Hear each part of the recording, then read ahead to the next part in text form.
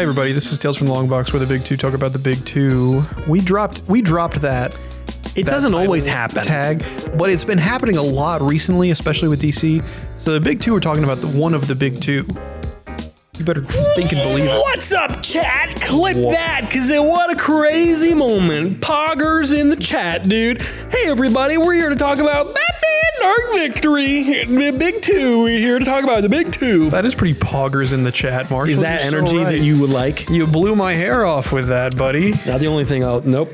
Okay, so... Finish it. Finish it. Deliver. For real though, thank him. Thank him, John. Thank him back, everybody. Thank him back, everybody, for Tales of the Long Box. We're here to talk about Batman Dark Victory. It's the follow-up to the Long Halloween, which we talked about last week. It was Halloween week. Is it Spooky Month is over? Yeah, it's Thanksgiving now.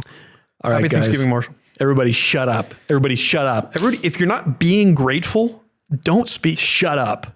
I swear. Don't talk to me. Don't call me. Don't come to my house. We're done. We're done. I like the clip where they take some of the Grand Theft Auto 5 dialogue and AI it onto those two boys. That's pretty good. Like the Lamar conversation. Yes, I know exactly what you're talking about. Everybody, we're not going to play that, but go look it up if you want to. It's pretty good. We're certainly not going to reenact it. We're not, definitely. But yeah, welcome everybody to Dark Victory, written by Tim Sale, written by Jeph Loeb, penciled. We're in a vibe right now, man. I don't know what happened. It's called rolling. I took a potty break and I came back upstairs and I'm going buck wild. Feeling good. You're out of your wig and robe that you had on last week, and you're happy. I was in pain. I can tell. Well, that was my real hair. So written by Jeph Loeb, penciled and inked by Tim Sale, lettered by Richard Starkings, colored by Gregory Wright. This is, again, a direct follow-up to Batman The Long Halloween, hugely successful.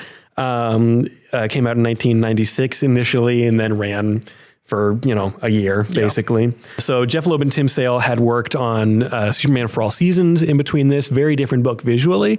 Also in the writing of it, it's very different. Yeah. And then came back to do this. DC saw how successful Long Halloween was, said, can you do another one? They said, sounds good.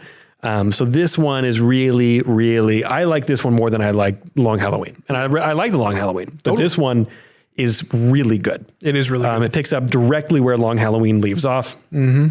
Yeah. Ties up loose ends, like what's going on with Harvey. The, overall, 10,000 foot summary. It's just about exactly the same as last week's. There's a killer that's killing on holidays. Yeah. So, basically, this is all now in the wake of the events in the last thing. So, Bruce, Batman, blames himself for what happened to Harvey, thinks if he had gone to him sooner, if he had trusted him with his secret, all this different stuff, rationalizing these things the way that someone in grief tries to rationalize, essentially mourning his friend. But blaming himself for all of those things. Gordon trying to move on in a slightly more healthy way, but still struggling with that, struggling with a desire for revenge and redemption. Mm-hmm. Weirdly, like revenge against his friend and also redemption for his friend. Yeah. And for himself too.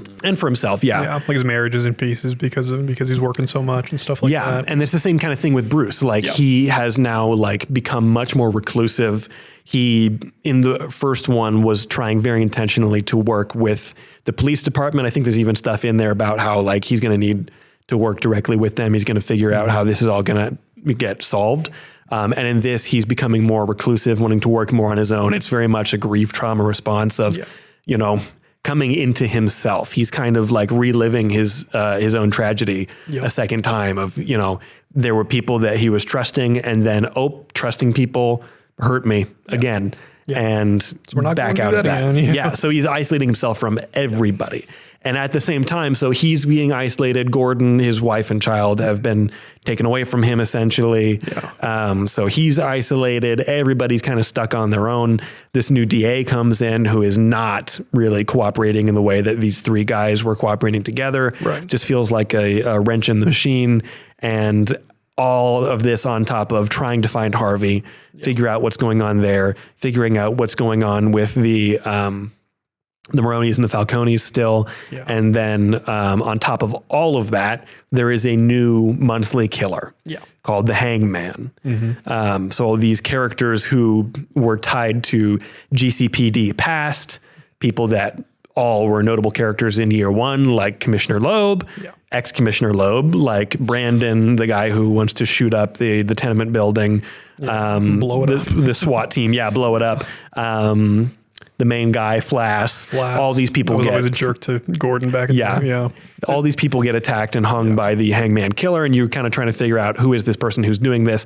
Again, looks like it's Harvey by all intents, and like for all intents and purposes, looks like it's Harvey, but you just got to read and find out. There's a lot of year one continuity in this one specifically. Yes. You also, as you can see on the cover, but can't forget this, you also get the introduction of Robin. Look at that little guy. And it's really cool to see Robin introduced not just as like a marketing ploy of like, we need to get kids to read this book, but rooting it in Batman's grief coming out of this previous book. Yes. And they keep it so concise because like, the Robin origin, everybody kind of has some concept of it. They had to do a real tidy job of like, it's maybe 3 pages. Yep. And we can get into that I wrote in here under my like best issue type thing. Oh yeah. That one, Orphan or Orphans, is my favorite. Yeah. So we can get into that. That's kind of the overall thing. Let me just real check. That's all I've got for that. Michael, real check. What do you think about this book? I like it quite a bit. I think I'm on the other side of you where, I'm on the same side as usual of you, but on the other side of your idea that this is better than Long Halloween. Yeah, stage right. I'm stage right. I am house left though. Whoa. There you go. I like the Long Halloween a little bit better. I get that. It's more of a standalone story than this is. It's more standalone. I think it's more expansive. Like, there are like, I like kind of like I said last week, I like the gangland story. Yeah. And I like the supervillain story and I like where they meet. This has that still. But I don't think it's quite as, I don't know. It doesn't feel as novel maybe after reading The Long Halloween. Cause you can't, not that you can't, that sounds wrong. It's harder to read this by itself than The Long Halloween is. Or like you should read The Long Halloween before going into this. Yeah. And you need the context of The Long Halloween to make this book really work. Yes. Because so much of this is like what I was talking about. It's people dealing with trauma and guilt and grief, and so much of that, it makes it a bit smaller of a story for that reason. Yeah. Because that is really what it's ultimately about with literally everyone in this, basically. Totally. Harvey is grieving his own past life. Yeah. The commissioner, Gordon, he's now the commissioner in this. He's been promoted. He is grieving his friend Harvey and a little bit his marriage for a while, and this is in tatters, and he's grieving that. Yeah. Bruce is grieving his friend Harvey. Sophia is grieving her father.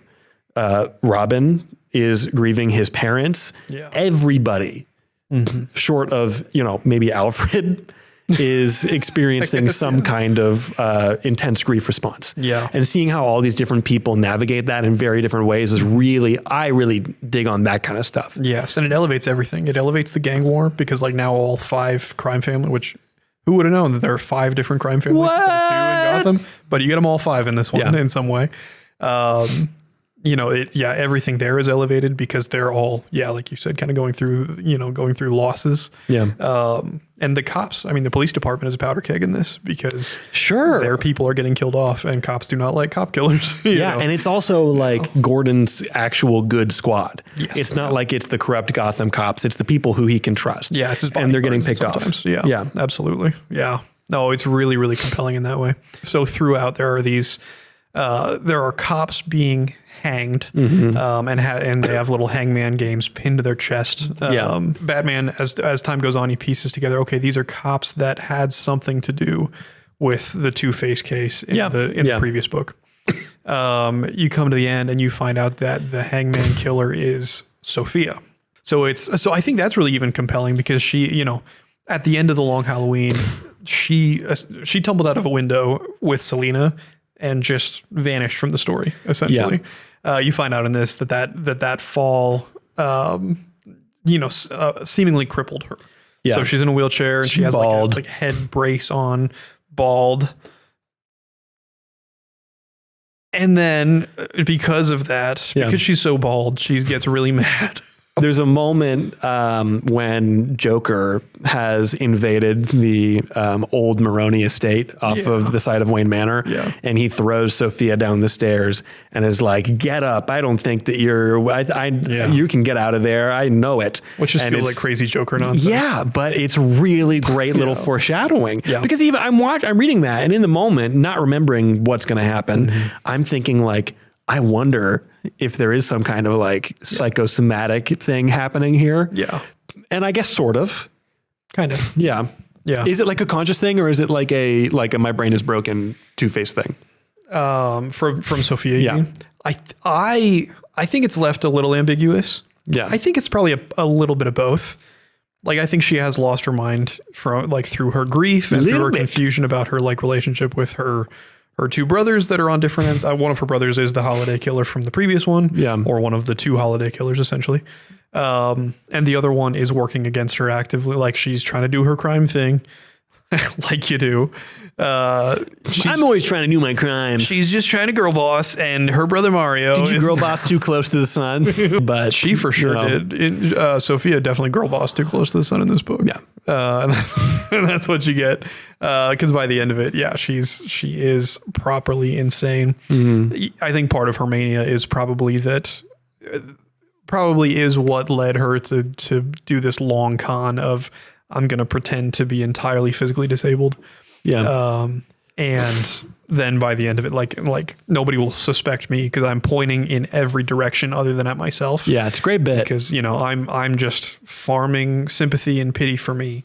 Yeah, she's aura farming. She's aura farming the whole time because she's colossal. I don't know if we've she's beefy. Big woman. If your only context is the Penguin show, the original character does not look like Christina Milioti.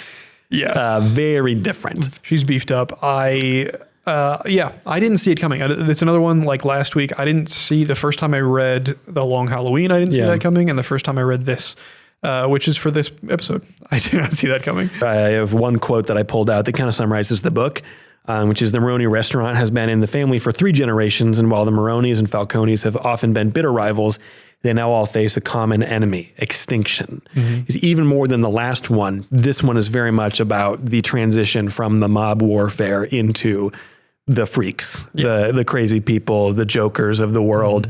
Mm-hmm. Scarecrow, the way they portray him in these things is just kind of really completely insane. And like saying the nursery rhymes and stuff like that. Like, they really highlight the actually insane characters in this. So a lot of the Batman villains have something to do with insanity, but these guys, like the Joker, Mad Hatter, Scarecrow, Two-Face, Solomon Grundy, these people either are not in their right mind or are completely insane. Yeah.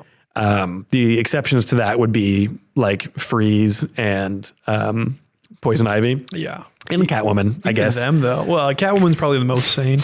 But yeah, I mean, Mr. Freeze has his whole obsession with like curing his wife and everything like that, and that's how his crime spree started. Poison Ivy is insistent that no one can make the world green. But nobody can like resist. No man can resist her as her whole thing, but Two-Face can. As it turns out. Really love that when they introduce Freeze in this, they immediately make his motivation clear. Yeah. Because he's a character that can easily get twisted because he is not really a supervillain. Like, he doesn't do this for gain. Yeah. He doesn't do this because he's crazy or any of these things. He does this for money. Yes. To continue his research in order to save his wife. And that's it. So if you are throwing him in with these characters, there has to be a reason he's doing that. Yeah. And they immediately have him say like, okay, but hold on.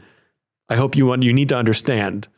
Like, he says something about like, do you know love in your life? And he's like, Harvey's like, what does that have to do with anything? It's like, well, with me, it's everything. Yeah. And like that, I really appreciate, because if you just throw this guy in with this very intentionally crazy bunch, it doesn't make sense. But if he's like a hired contractor, basically in this to help out, then like, okay. And I love Mr. Freeze. As a side note, he's my favorite. I only ever like read Mr. Freeze's voice in the animated series voice.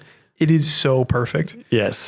He sounds like this a little bit. That is a pretty good impression. Yeah. Yeah, he does It's sound just very good. You know, that design it's the same design as the animated series, which I love. Yeah. That character design was done by Mike Mignola, who created Hellboy. Absolutely. And once you know that, it is so obvious. It's literally like it's Lobster Johnston with like a thing on his head. I love Mr. Freeze. He's my favorite guy. I wrote on here, Bruce has become numb from the events of the Long Halloween, blaming himself for what happened to Harvey. He withdraws. It takes Robin to bring him out of that state. So my thing that I really highlighted from this book is chapter 9. Yeah. Which is Orphans. I would say this is maybe the focal point of the book where things really change for Bruce. Yeah. He sees this is the issue basically where you see what happens to Dick's parents. Mm-hmm. And like you said, they do it very succinctly. So you get in the previous issue the indication that Tony Zuko, one of the lieutenants of the Falcone family, is in charge of like transportation. He wants to use the Haley Circus as like smuggling, like a smuggler, because they go across state lines all over the place. And he says, well, you know, you could work with me, but if you don't, you know, it'd be a shame if those flying Graysons that your star of your show, if something were to happen to them, that'd be unfortunate with them all the way up there, you know, on the ground all the way down here, which is a great line. It's really good. Yeah. It's the same way that they leverage your knowledge of Two-Face against you in the previous book. They're using that same foreknowledge in this, so you know, that this is Robin, you know, Robin's origin story. And even if you don't, you are clearly seeing what's going to happen here. Yeah. So you open up that next issue and it opens with a panel of Dick's arm on the trapeze. The trapeze. And then it cuts into the next page and it is a 2-page spread of Dick looking down at his parents on the ground. Yeah. And there is just a beautiful shot. Let's find it really quick. Yeah, let's see it. So you see on this 2-page spread here, you've got Dick up here looking down at his parents on the ground, and this panel below. This is maybe my favorite storytelling in the entire book. Yeah. And it makes me emotional reading it and watching it. Like I almost teared up a little bit, because even more so than the next page that is very clearly mirroring that famous image of Bruce holding his parents with the lamppost. And instead of the lamppost, it's the big top. Like, this one, you're seeing that tragedy actually play out. Yeah. This is, you know, the shooting of Bruce's parents, the pearls snapping. You're seeing that actually happen, not the aftermath. You're in it. Yeah. And all these people in the audience looking down at these dead people, horrified, seeing the tragedy of, oh my gosh, this is a terrible thing that's happened. I can't believe I just saw that. Yeah. Everyone except for Bruce. Yeah, who's standing. He's standing, but he's looking up. Yeah. He's not looking at the parents. Yeah. He's looking at Dick. Totally. Because he sees himself immediately in that moment. And you can see on his face, all these other people are terrified, angry, even in shock, surprise, horror. Yeah. Bruce's face, he is just shattered. Yeah. Because you can see in his face, he is reliving that tragedy in that moment. He's looking up and seeing himself in that child. Yeah. And I've never seen it so beautifully portrayed, so simply portrayed. It staggers me, especially the way the sail draws is so much in shadow, so much of the time. It's very cartoon. Again, if we're talking about the understanding comic scale of icon to representative, this is kind of closer to icon a lot of the times, where most Western comics live closer to representative. But you have just enough detail and dramatic lighting on Bruce to just immediately get the idea of like horror and deep concern and just that trauma coming right back.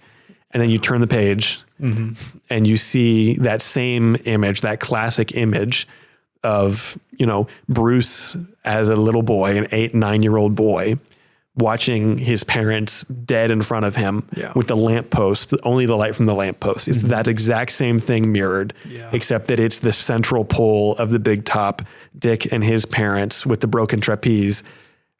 But that's not it. Like in Bruce's image, it's just him. Yeah. In this, you have Bruce in the background. And it becomes it's like a theater moment. Like, how many times have you seen a stage play with this exact thing where there's there's 2 spotlights on stage and one is just viewing the other. Yeah. And there's not really a sense of of awareness in the other direction. Like Dick Grayson here probably doesn't know. Like there's not the impression that he knows that he's being watched by Bruce Wayne. Yeah, and it's not. This is not literally what it looks like. Exactly. This is a dramatic interpretation highlighting specifically Bruce, and even the staging of these two people, the blocking of the two people. Dick is down here in this mess, in this horror. Yeah. Bruce is up here looking down on him. I think at this point he's got kind of. He looks like he's grieving. He's in mourning. He looks like he's at a funeral. Mm-hmm. Yep. And shadowed. You can't even see his eyes. Yeah. But he's looking down like a guardian angel. Yep. And like he knows instantly in that moment. Yeah. I know what I need to do. Yeah. And I don't know what the heck I'm going to do with that and how that's going to work, but I know what I need to do. Yeah. I was there. That was me. And I know what I can do differently, or at least I can try. Yeah. And the way that you see that play out with Bruce, especially, dude, the gut punches with Alfred. Yeah. Oh my gosh. No, absolutely. Yeah. The contrast that you get between there's a moment in the first book in the Long Halloween where you get one of these moments of a little flashback of Alfred not knowing what to say, or like literally saying like, I wish I could have been a better father to you and stuff like that. Yeah. You get that in this beautiful moment where Dick has gone into Bruce's parents' bedroom and he is kind of rummaging around, looking around, and Alfred comes in and tells him like, yeah, I can read it. These twin pages of Dick Grayson, like going into these rooms that he's maybe not supposed to be in one manner and exploring, but he's also reminiscing about his parents. And then it shows the exact same scenes from the same angles of young Bruce, but in black and white. Yeah. And they're like looking in the mirror against each other. Dick saying, I never spent Father's Day by myself. Bruce saying, I am an orphan and I'll have to get used to it. Yes. Yeah. It's like, it's it's the two possibilities for what the orphan experience might look like.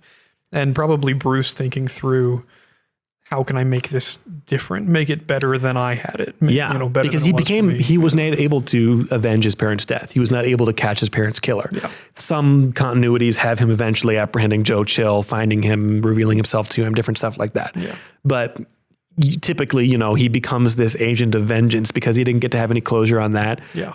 He didn't have anyone to take care of him. Alfred didn't know how to take care of him. Mm-hmm. And that's what this great moment is here, where you get this flashback of Bruce saying, I'm all alone now, Alfred.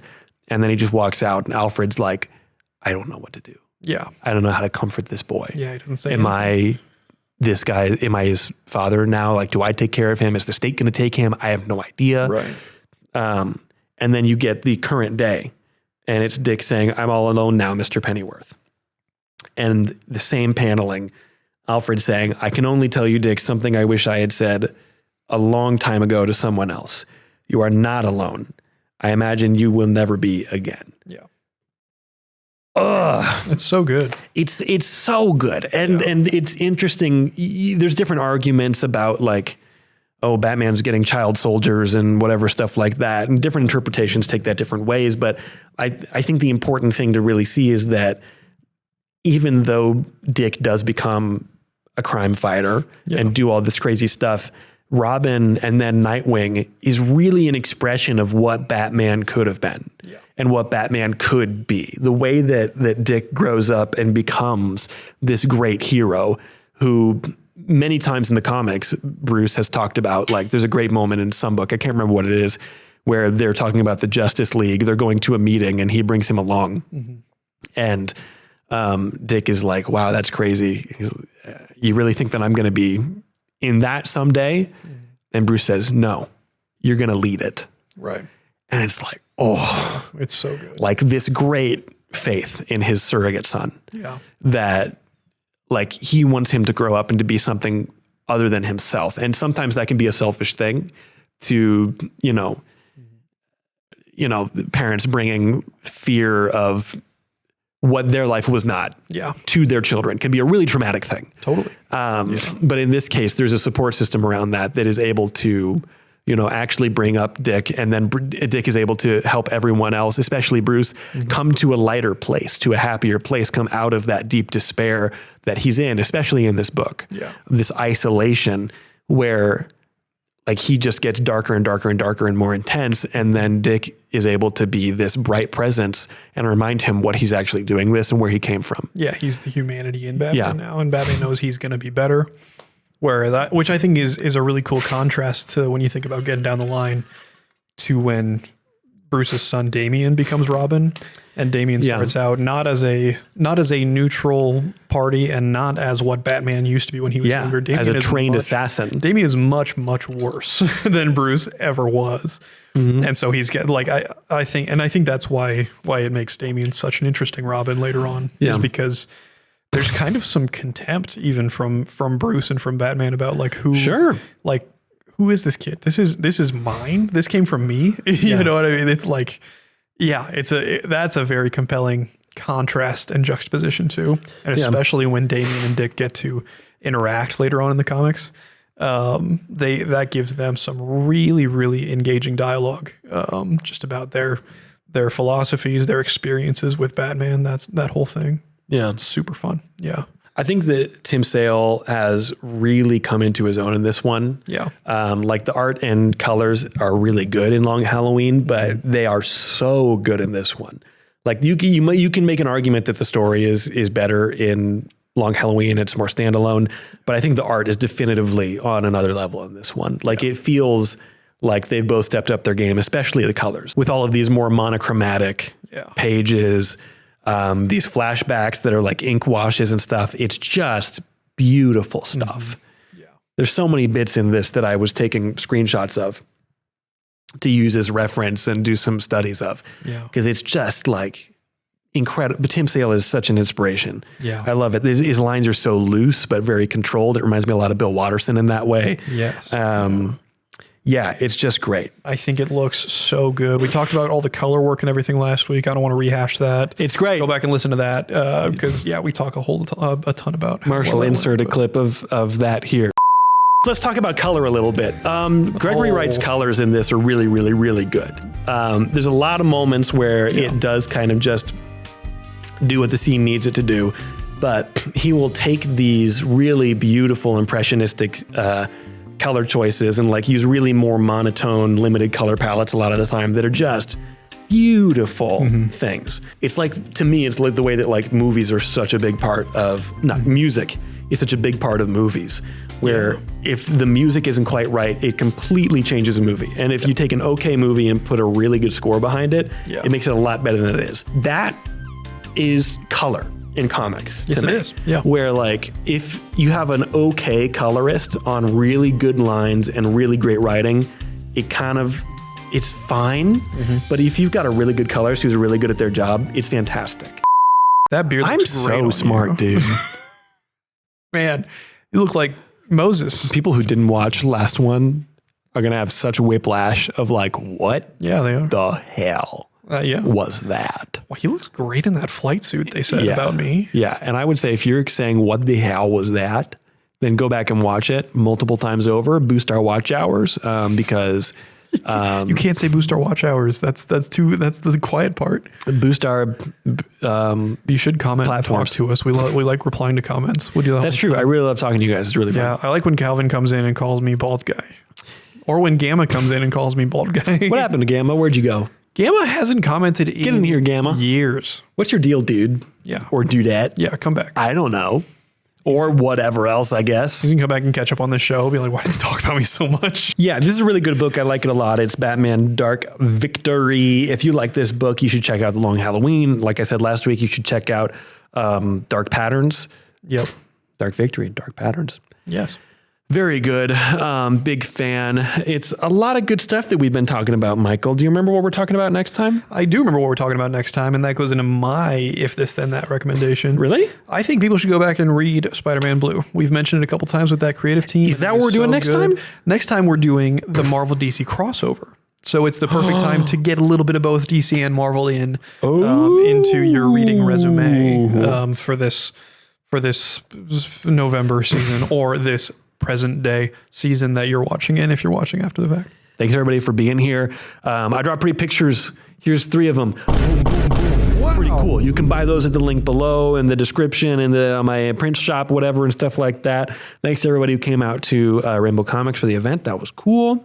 Michael, you wrote a book. It's called Marauders. Here it is. Boom. He's back to pronouncing it wrong. It's fine. It's not Opposite Day anymore. It's the true definition day. It's like poetry. You can read it. There's also my photography in there if you want to read some of that. Oh, you can read his photography? I don't usually say that, but hey, if you want to read Michael's photography, check out his book Marauders. Marshall would tell you that more often, but he hasn't actually read the book. I remember that. Listen, I've read some of it. Have you? There's a bird. Thanks, guys, for being here.